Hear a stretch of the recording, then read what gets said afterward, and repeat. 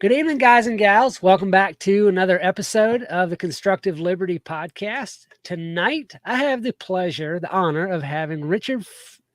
Forgive me if I don't say this right. Is it Friesen? Friesen, very good, perfect. Friesen, awesome. He is the founder of the Mind Muscles Academy. I already like the sound of that. And the creator and developer of the innovative and exclusive Mind Muscles training process that turns the psychology of money and wealth on its head. Richard works with financial professionals, independent traders, business leaders, and entrepreneurs of all type who want to expand their mental game to make more consistent profits. And if that doesn't sound like something that we all are striving for, then we might as well just call it a day. Richard, welcome to the podcast. Thank you, Ken. It's so good to be here. And our earlier chat before we started, finding out we both have Mennonite backgrounds, I thought that was fantastic. Yeah, that's awesome. I don't run into a whole lot of people, especially, get into the podcast world and talking with different business leaders and trying to, personal development and all that. You don't find a whole lot of people that come from that background. So it's always fun to make that connection. Indeed.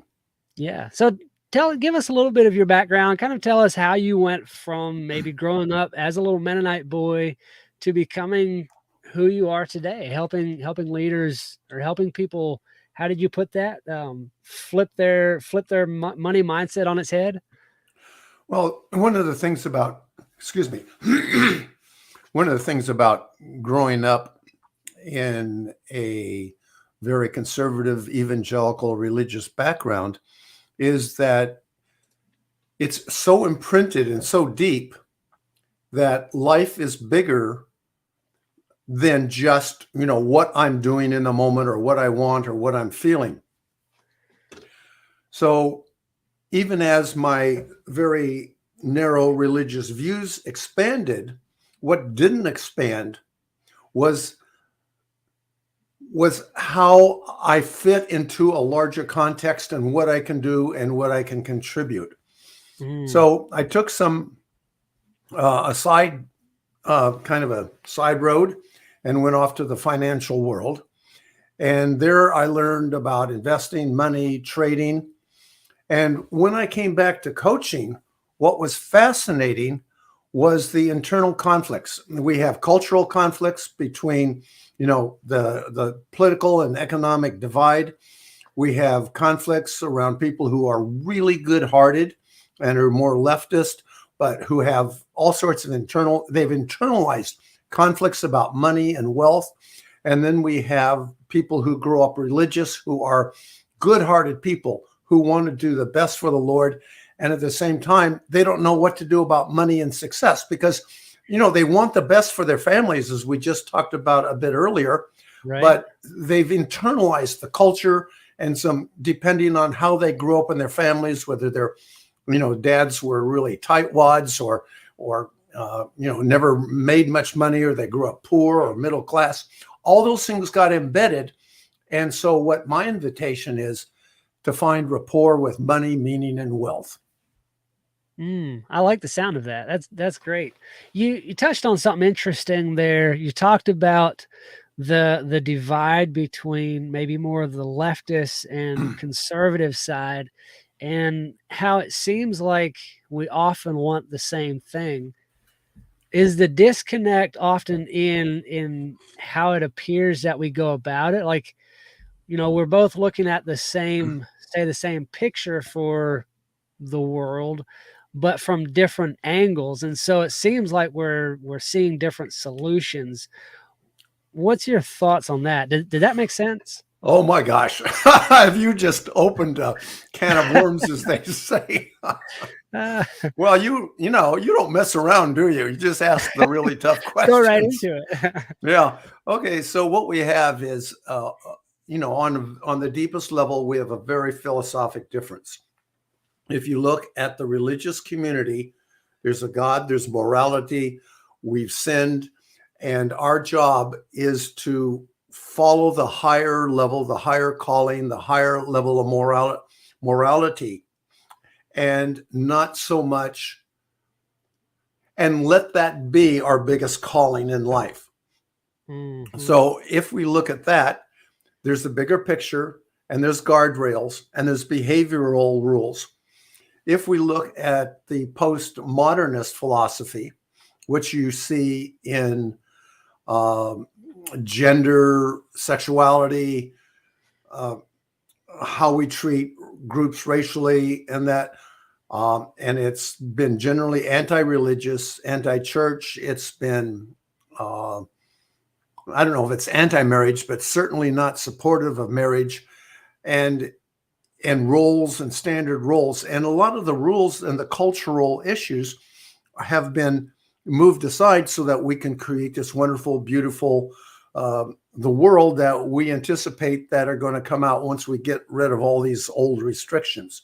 So there's a philosophic difference between having some constructive rules that have been around for a long time and creating a whole new set that will allow us to recreate society and recreate humanity. So there's the deepest philosophical difference at one part. Then what you talked about, looking at things from different angles, and I would even take that further to say, we see wholly different things. I have some very progressive, Democrat, leftist friends, and their world is so different from my more conservative or evangelical or Christian or political friends. I mean, if an alien came and interviewed them separately, they would say, well, these are two different worlds. Right. Yeah. So what we have is a basic philosophic difference, and then we have a perception difference. And as a result, that creates a cultural conflict that, as you can see, it just keeps getting worse and worse. And then the biases get worse and worse, and it just becomes a downward spiral. Yeah. It seems like,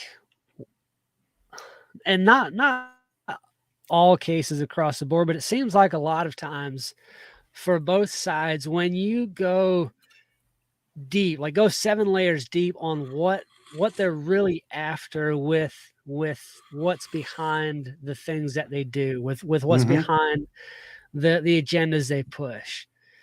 It seems like a lot of times we want kind of the same things, the same, in the end, we both want a peaceful world. A lot of times, not everybody, obviously. We both want everybody to get along. Yeah, let's just forget the fringes. Right, absolutely. Is the difference, and we're way off topic but we'll get back to that. Is the difference that some people approach it from a selfish viewpoint, like how I want it, and then maybe you have the religious side that tries to approach things from how God wants to see it? I think that's one. There's so many different ways to divide things up, and I think that's certainly one of the more predominant ones. Yeah, once you start going down that path, it just gets farther and farther and farther apart, it seems like. But let's jump into the main topic of the show. We're talking about a conversation with money, which is the book that you wrote, or a private conversation with money. What was it that sparked that book? And tell us a little bit of kind of the background of it and what we might expect reading that book. What I discovered as a trader and on the floor was that our financial success and our rapport with money and wealth and meaning is part of a belief system that we have. So, for example, I'll just tell the story. It was like April of 1995. I was a market maker, a floor trader on the Pacific Exchange, and it was the middle of the night, and I woke up and I heard this voice, and the voice said, "Rich, you're only worth $200,000 a year." I looked around the room. My wife was sleeping beside me. There was nobody else there. So obviously the voice came from inside my head. It woke me up. So I got up, dressed, showered, dressed, drove across the Golden Gate Bridge to the Pacific Exchange. And I got there so early, the doors were still locked. Finally, when they opened the doors, I went in, and probably most young people don't understand what a pit's like, but it's this big milling mass of people fighting for orders and stuff. And I always stood at the back. And I stood at the back, philosophy major, looking at my values and very carefully picking out this and that. And what had happened was that voice that when I started trading on my own, the first year I made 125,000, then 150, 175, 200, and then 200,000. I was capped at 200,000. And that voice in the middle of the night said that that's all I was worth. So that inner belief was there. And I decided in that moment I was done with that voice. So I went and stood in the best spot in the pit. Now, of course, the other traders came in, the market makers, every brokers came in. And the guy who always stood there kind of looked at me. What is Rich doing there? I kept watching the clock. And just before the bell went off, he tapped me on the shoulder. Like, okay, boy. Step back. Time to go. I didn't move. So right away, the whole pit went, oh my God, and stood back because there was going to be a fight. The order book official said, you guys get in a fight, it's a $10,000 fine. So I held my ground. The bell went off and I traded option series. I was buying 50, sell you 20, buy 30. I just went berserk and the pit thought I had gone crazy. Well, I had made enough money from that going on to start my own trading firm. And I hired other traders. About a third of them, like me, would just make good money. A third of them would do okay. Not great, but okay. And about a third of them just couldn't do it. So it occurred to me, what if they had a voice? What if they had a belief? What if they had an internal ceiling or limitation? So I brought in a hypnotherapist. And that happened to be my sister, was newly minted out of hypnotherapy school. And she was very eager to ply her trade. And we went into, we probably don't have time to go into all of it, but every one of them had a belief system or a fear of being wealthy or not wanting to take on the responsibility. So they solved it by simply not making money. So that was my first start into the book, A Private Conversation with Money, that maybe not only do some traders, but maybe the rest of us have an internal limitation. And I know that I certainly, I broke that ceiling, but there were other ceilings that I still can look at and say, well, that's still there.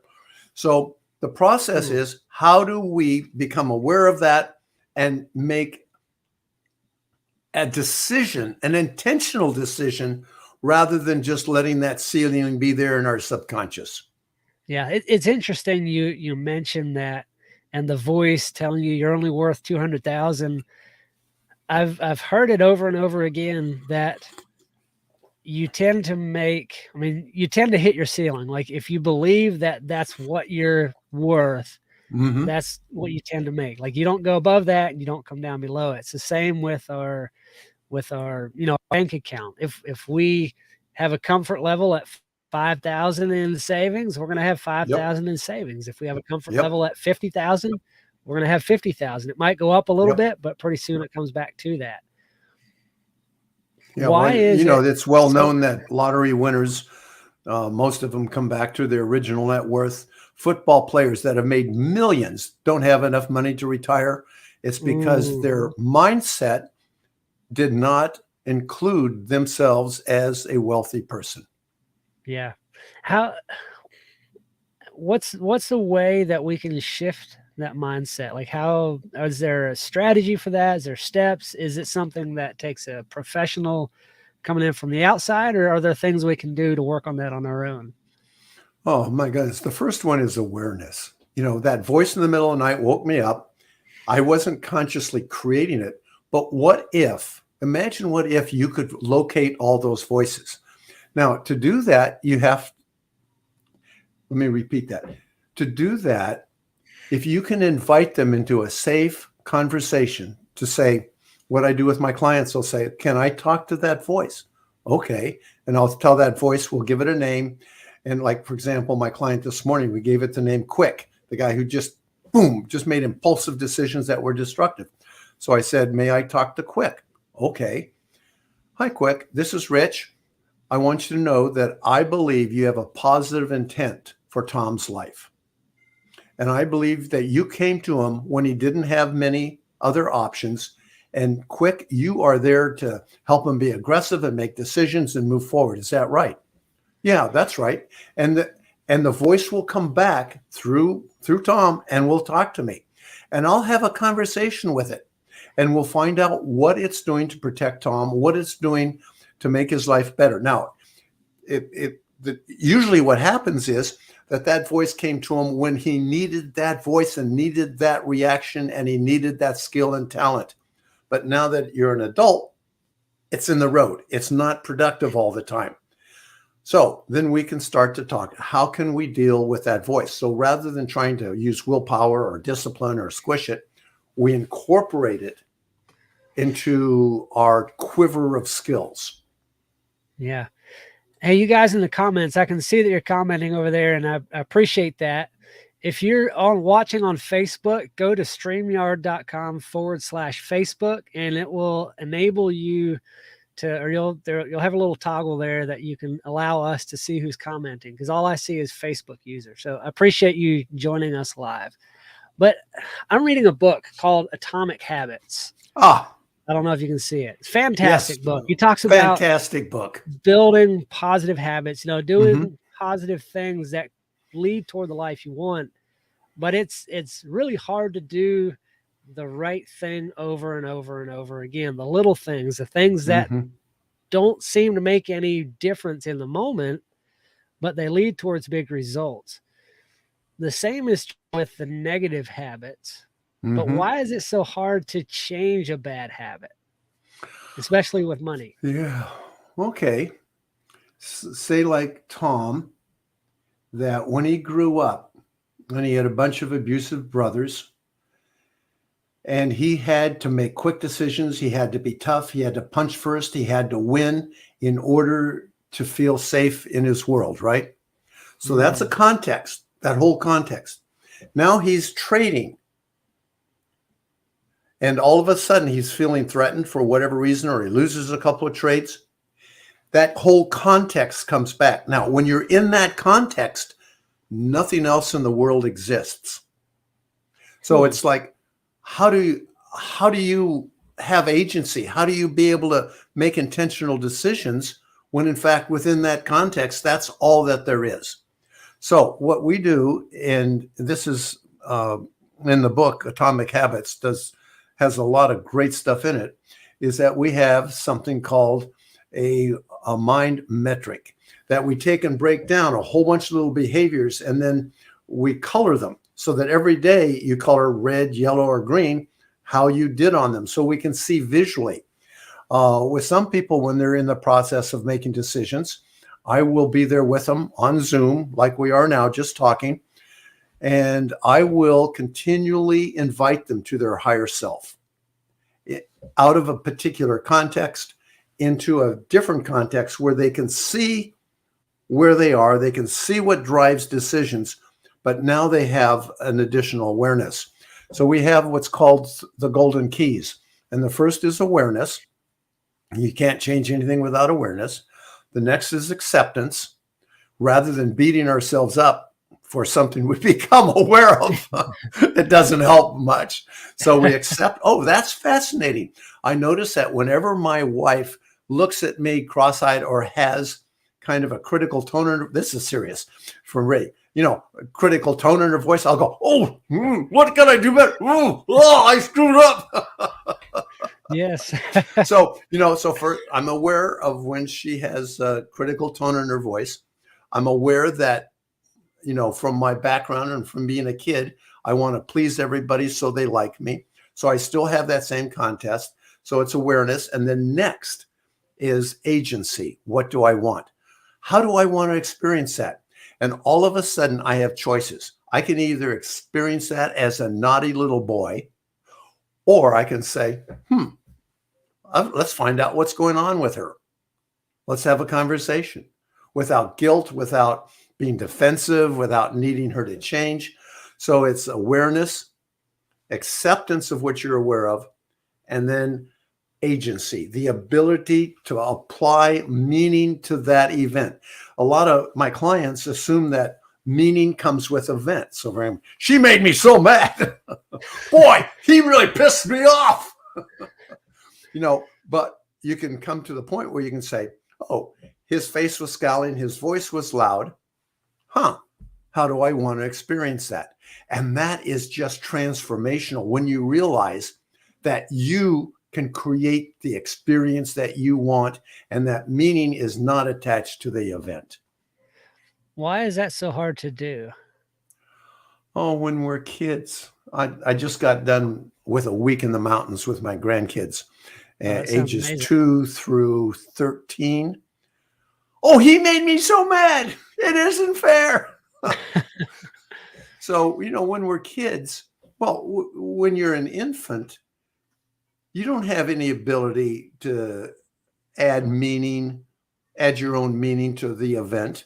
I mean, there's the event and there's the meaning. Mom's holding me, cuddling me, or somebody's yelling at me, or I'm cold. So creating agency for your meeting is a lifelong process of learning, because we're not born into it. Yeah. It's hard to change that mindset, but yeah, if we can. Can I stop you right there, Ken? Sure. Go for it. It's hard to change the mindset. So what you're doing is you're setting yourself up right now for a task that has to be done that's hard. So I'm going to ask you if you're willing to do an experiment to say, yeah, let's go for it. Oh, it's going to feel so good when, and then finish the sentence. Try that. It's going to feel amazing when my mindset completely shifts and I don't fall into the mindset anymore of, yeah. How did that feel when you said that? That's a lot better. Oh, that's great. Gosh, yes. You're looking forward to something now. It's not something that's hard. You're looking forward to that new experience. Yeah. So congratulations. It's interesting how, in a conversation with someone else, I can take them through that step by step every time. But there's a mental block when we try to coach ourselves through something like that. And I'm not sure, I'm still working through that. I'm not sure why that is.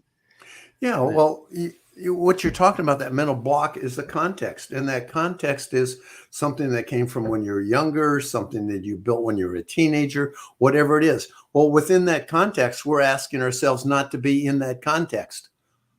But if somebody is there with you, like if I'm working with somebody and they're making a real-time decision, or there's a trader or an entrepreneur who's negotiating a sale of something, when I'm with them, I constantly invite them to their higher selves, to their agency. And in that, so I'm providing I'm including their context, but I'm inviting them to a bigger context. Whereas if I'm a confession, deep dish pizza, I'm just going to have 2 slices. No. I'll say, nope. I'm going to just have 2. I'm going to Chicago deep dish pizza. Just going to have 2. Oh, my gosh. Never stop at 2. Yeah. So when I'm in that, oh my gosh, and all the meaning that pizza have, and all the memories of Chicago and all that, and for me, food is emotional nourishment. So in that context, and I taste that pizza, can I then, from my higher self, say, oh, just 2? Whereas if somebody's with me saying, Rich, you want to be healthy, you want to do this, you're a strong person, you're a strong man, you're going to take care of yourself for your grandkids and your family. How many slices of pizza are you going to have? Oh, I'm just having 2. Yeah. So what you're talking about, Ken, is so important, is that if you can have somebody there always inviting you to your higher self, and I think that's one of the big, powerful parts of religion.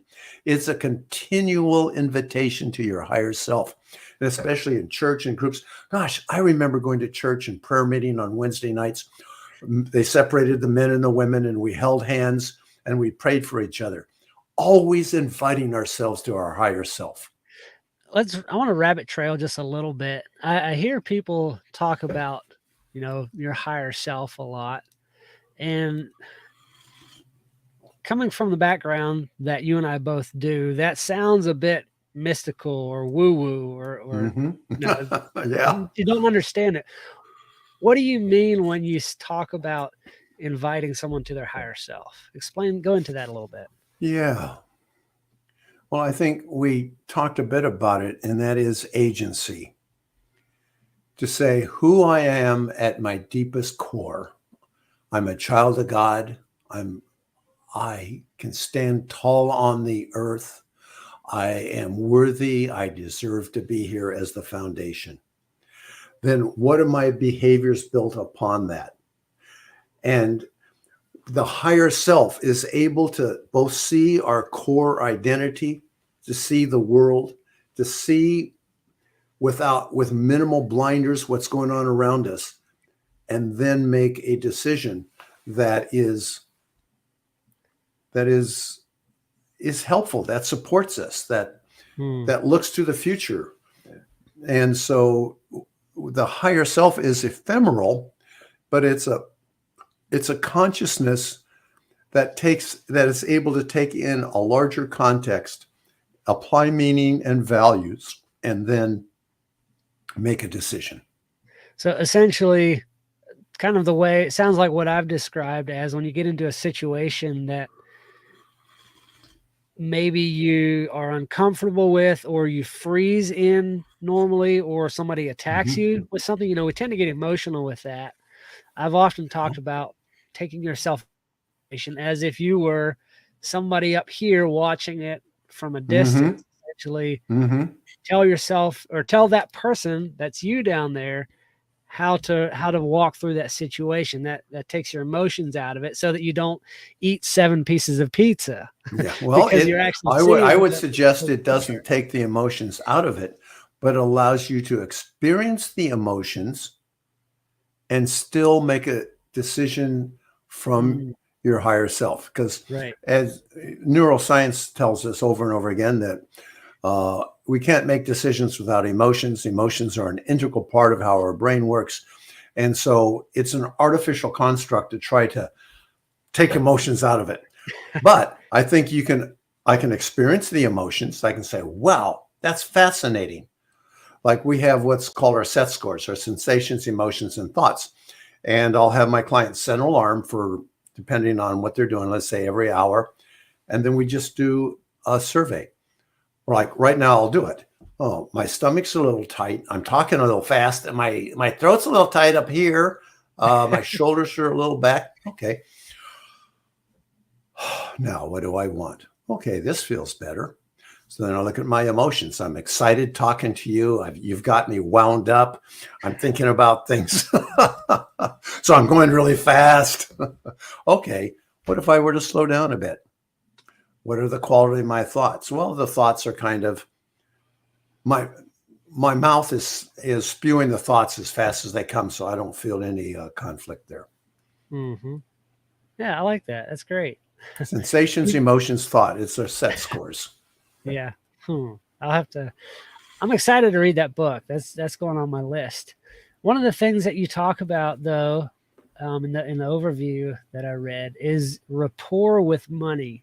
Mm-hmm. Can you describe that a little bit? What that looks like, what rapport with money is, good rapport versus bad rapport, and how Sure. our culture affects that. Oh, sure. So we have good-hearted people all across the political spectrum that want to be good. And in their mind, if I make more, somebody else makes less. It's a Mm, subtle one pie thing that comes from our families oftentimes where we had to fight for scraps because there wasn't enough to go around. So so people have the one pie model buried in their head. On the left, we certainly see that one pie model. I get Twitter feeds from, oh my God, the wealthy aren't paying enough. The rest of us has less than we have. On the more conservative side, we need to be small. Don't want to take too much. We want to allow enough for everybody. So the question is then, how do we develop rapport with money and our values. And so what I do is I reframe money.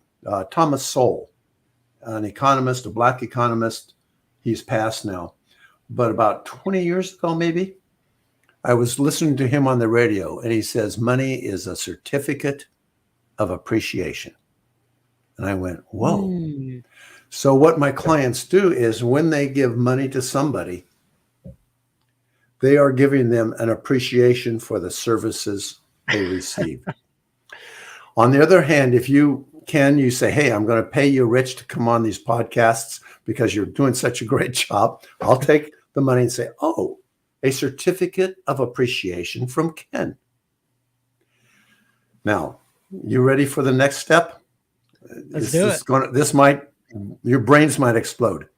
All right. The more certificates of appreciation you collect, the more value you have delivered to the world. Mm. Now, needless to say, Martin Luther King, Mother Teresa, dozens of people make huge contributions to the world that has nothing to do with money. But we all can't do everything. So for those of us who go into the commercial world, how much value can I deliver to others and get certificates of appreciation back? Now, some of my wealthy clients, they've delivered a tremendous amount of value. They've gotten lots of certificates and they feel guilty and they want to give it away.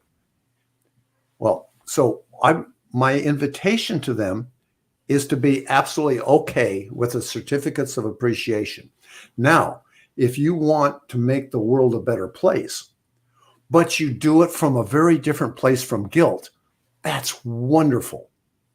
So I encourage everybody to say, how can I deliver more value to the world and collect more certificates of appreciation to take care of my family and my community? That sounds a lot like the Zig Ziglar quote. You can have anything in life you want if you just help enough other people get what they want first. And that's exactly when you can grasp that. It really does. It is mind blowing.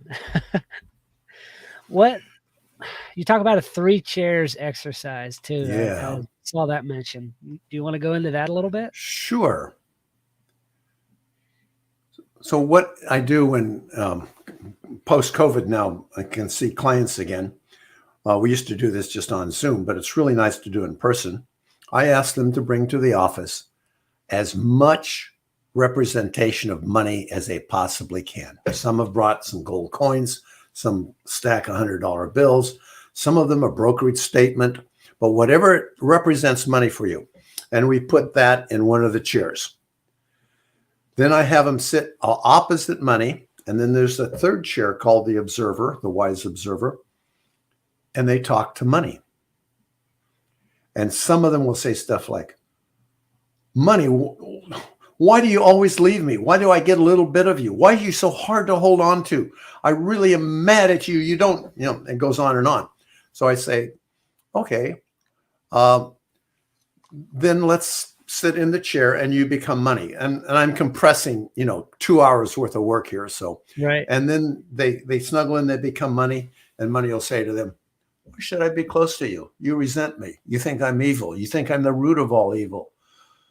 You try to grab onto me. I feel like a woman who's being grabbed on somewhere. I don't want to be around you. So I'll say, how far away would you like to be? And money will say, oh, I want to move my chair back 15 feet. So I'll move the chair back 15 feet. Do you feel comfortable there? Yeah, I don't want to be close to her. So then, the person will sit in the wise observer and I'll say, okay, what did you observe between those two? Oh, she's pretty pissed off at money and money doesn't want to be around her. Okay, so then we'll go through and we'll work out, where did those messages come from? What is the belief system? Other people, very different. Oh, money, do I love you? Oh my gosh.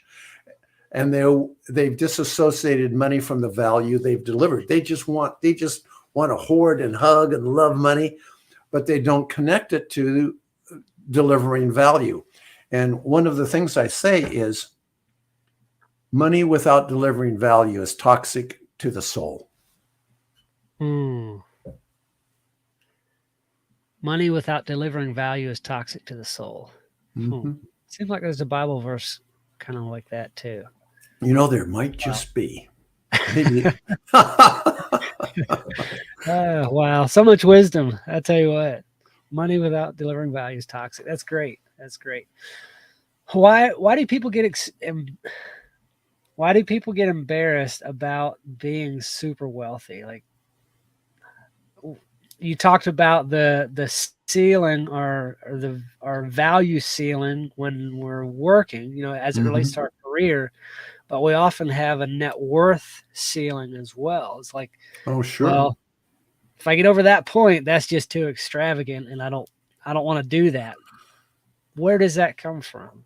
Oh, it's so varied. If I look at my clients, there's dozens of things that, for example, one of my traders, if he made a lot of money, he had a badly handicapped younger brother, and when the younger brother came along, the younger brother was handicapped, got all the attention. He was really resentful. If he made money, his mom would come to him to support his little brother. So he solved it by just not making money. For some, can you imagine the responsibility if you were worth $100 million? Do you imagine the lives you could screw up in your life? Can you Imagine the imagine the life. good you could do? Yeah. The responsibility for some people to say, oh, nope, not for me. I'm just not going to make it. And then there's people who feel guilty. There's wealth. There's, what my own story was, the worthiness of it. We've seen, as I've mentioned, the football players who've made millions of dollars who don't have enough money to retire. They just blew it all on parties and gave it away and, big shows and extravaganzas. So once you start realizing that money that you earn is a certificate of appreciation upon the value you've delivered, all of a sudden that money shifts dramatically in your bank account. Mm. Oh my God. The more you have, and this is, again, some of the people listening to this, their brains are going to explode. The more you have, the more value you've delivered, the better you have contributed to the world. It really makes you shift how you look at the service you provide too. Not only look at or shift how you view your bank account, the money that you have, and how you spend it, but it makes you look at what kind of service you deliver and how you go about Mm-hmm. it. Exactly. So if you say, well, I don't know what I could deliver of value to others. Well, now we're getting down to it. Well, what kind of personality do you have? Are you an introvert, extrovert? What do you like doing? Now let's figure out how we can take that. And it's not just do what I love. It's finding out who I am and how I can deliver value, because the satisfaction there is the deepest value. So when I'm working with clients who say, oh, I don't know how to deliver value, then we can start working on how they can do that. And it's amazing. Once you get creative to say, oh, my job is to deliver value, all of a sudden this whole world opens up of possibilities. Mm. Yeah, because we're the avenues that we have for delivering value are unlimited. I mean, it truly is. All you have to do is look around a little bit, and if you can't see an area to plug into, no matter, like you mentioned, no matter what your personality is, there is somewhere you can plug into and provide value. Just One imagine, of the Ken. Go ahead. Yep, go for it. Go I was ahead. going to say one of the core tenets that I talk about a lot is utilizing that God has given us, our gifts, talents, Mm-hmm. abilities, our passions, our personality. Fulfillment comes when we use those things that God created us to use and go make a difference for other people, delivering that value. Mm-hmm. So I love that you bring that out. Can you imagine, Ken, if everybody in the world took your message to heart, woke up tomorrow morning, wow, this is emotional for me, and said, how can I deliver value to my family, my wife, my kids, my community, my work, my employers, my employees. How can I do? There's this one pie model of the economy that if I get more, you get less. If everyone decided to deliver value to the world, boom, there's infinite amount. There's no one pie. There's Everybody hundreds builds of their pies. pie. Everybody Yeah. bakes their own pie. There's all kinds of pie. Oh man, peanut butter pie for me. Yes. Okay. Let's go for the peanut butter. Okay. Does it have You bet. whipped cream on top? It Say does. yes. Yes. Lots of peanut butter though. So what's the goal of all of this money? You know, for a lot of us, we talk about financial freedom. You know, we work towards financial freedom. What is the end goal of financial freedom? Like, what happens when we get there? And do we actually lose something when we reach that point? Well, that's a really good question. And you're opening up, what keeps us going? What's meaning in life? And I believe that biologically, we need a little stress. We need a challenge. We need a big mission. In Viktor Frankl's book, In Search of Meaning, he looked at who died in the concentration camps and who lived. And those who felt they had meaning, something to live for, something to go for, they survived just the most horrific conditions you can imagine. Well, I think that one of the problems we have in our culture is my grandkids, I just got, done with cabin in the mountains, 6 grandkids, skiing, snowboarding, sledding, as much good food as you can possibly imagine. What are their challenges going to be? And how is that life going to impact us when we are physically, I think, psychologically made up to solve big problems? And I don't know the answer to it, but one of my concerns is, and I don't know what's going to happen, is our culture of comfort. I have a new car with heated seats, so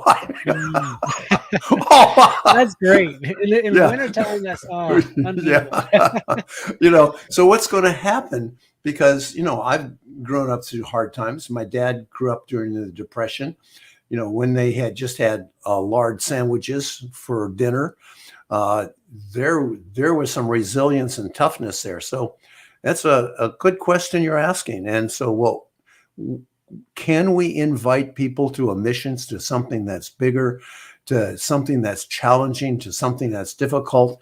So I hope I'm not sexist here, but especially as men who go out into the world more or who need that challenge, is there a way we can invite them to do that, especially within their value system? I mean, you'd think there would be a way. There has to be a way, right? It has. Well, if we don't find a way, we'll get complacent, things will fall apart, and then we'll have challenges again. If you look at human history, there's waves. There's waves of plenty, and there's waves of need. So there's maybe that won't change. Maybe we'll go into some sort of reset where everyone has to get pretty gritty and down to earth. Yep. Bethany Boring in the comments says there is a way. Yes, Bethany, there is a way. There is a way. I think, and this is the best that I've come up with. And tell me if I'm wrong. You have much more life experience than I do. But it seems to me, in observing people, because I haven't experienced it yet, but that people that reach that financial independence and then have nothing left to go for, they had the wrong goal. We all want financial independence, but when we set that as a goal and that's what we build our life towards, when we achieve it, then it's like, is this all? Now what? And it seems to me the people that I observe that go through that didn't have that bigger purpose outside of what I can do for me, this financial independence. Am Yeah. I on No. track So here? I think what you're saying is, and correct me, that if my goal is just to make money, and I'm not, financial independence is really a positive thing, but if my goal is just to make money Right. and I made a pile of money and that was my meaning, now what? Hmm. And we find some wealthy people, go off into different um, charities and different missions. If we look at the Vanderbilts and all the uh, wealthy people back at the turn of the century, they ended up doing, at some point, having a mission that's bigger than them. Yeah. And you have to keep pushing forward in life. No Yeah. matter where you're at, what you've achieved, if you don't have a bigger mission than yourself, Yeah. I And think as I that's get whole life. older, I'm turning 76 this year. And I find my Wow. mission is my motto in the last 2 years has shifted to family first, because I have kids and grandkids, and taking care of them and doing what I can to, in today's day and age with two working parents. So, that is my primary mission now as I start to wind down my own life. But in the last couple of years also, since I've started writing the book, is how can I make the world a better place? How can I introduce reframes and ways of thinking about your life and about money and finances in a way that makes the world better?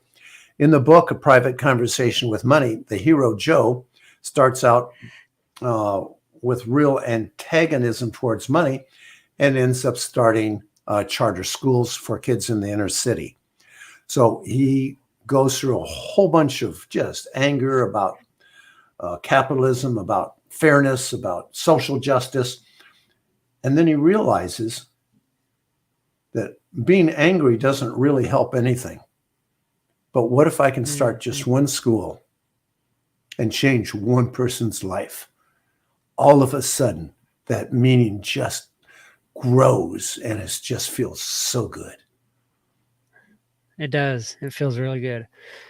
Richard, I really appreciate you joining me tonight for this. Is there anything you would like to leave us with? One thought, if yeah, I'm not sure. That train of thought left me. What would you like to leave us with tonight? One piece of advice for someone just starting out, seeking that Yeah. wealth, that financial independence. How would you tell them to go about keeping that vision, but keeping the meaning in life? Yeah. So we're talking about people, there's a huge range of people out there. And to have one specific piece of advice is really difficult. But Hmm. we can look at a process. And the process is take time to be aware of what's going on emotionally, physically, through your thoughts. Forgive yourself, accept what you discover. And once you accept that, and then you can always ask, now, what would I like? So the process of awareness, my physical sensations, my emotions, my thoughts, acceptance of what I discover, and then asking, now, what would I like?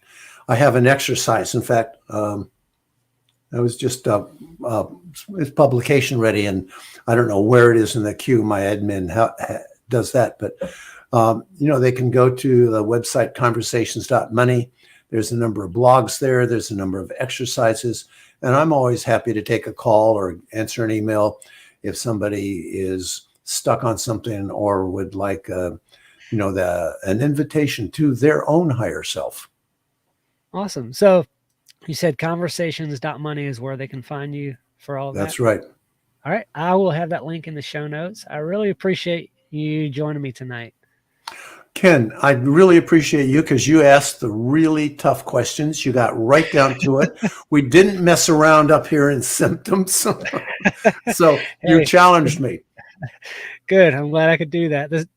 Dealing with the symptoms doesn't help. So Go right to the root of the problem. I really appreciate your time tonight. Take care, Ken.